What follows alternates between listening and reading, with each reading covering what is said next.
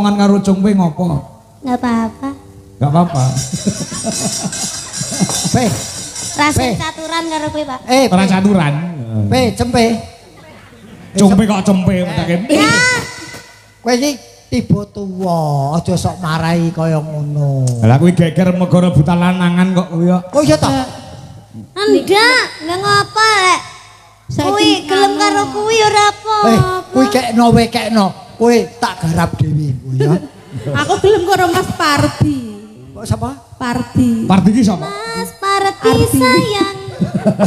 Sapa Pardi? Pak Ardi kok Pardi. Ah. Pardi. Ya, Pik. Heeh. Tapi wis akur kok wingi wis akur cah loro wis akur. Ya, njobone, Pak. Jobone. Ora ya kuwi lahir batin tulus tresnoku ning sampeyan ya, Mbak. Telek. Wis to, Pardi pen ra apa-apa. Kowe kok naksir Ardi iki lho, apa iso digarap? Wong ketoke lak kowe wis meko.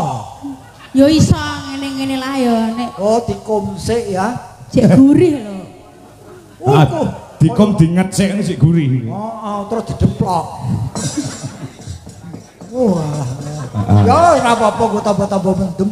Ya, iki kok iki Van Gareng Semarang dari Jakarta monitor. Oke. Mas Sukri ono Caraka. Walah, Den Sukri.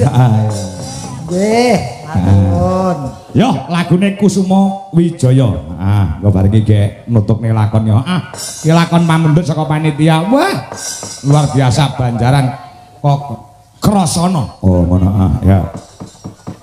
Monggo musikipun, yuk.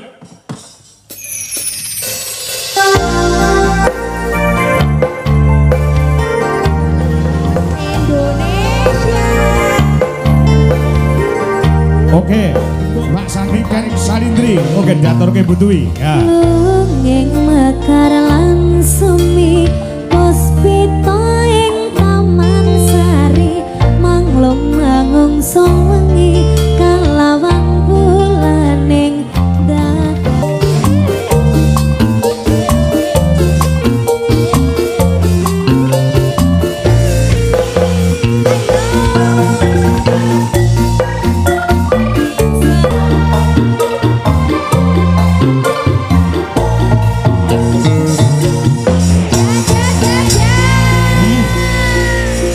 Matur sembah nuwun, engko disambungkeun gara-gara. Ki arta saka Mbak Santi 300.000 ge diparingne karo genduk niken. Oh ngono. Ya.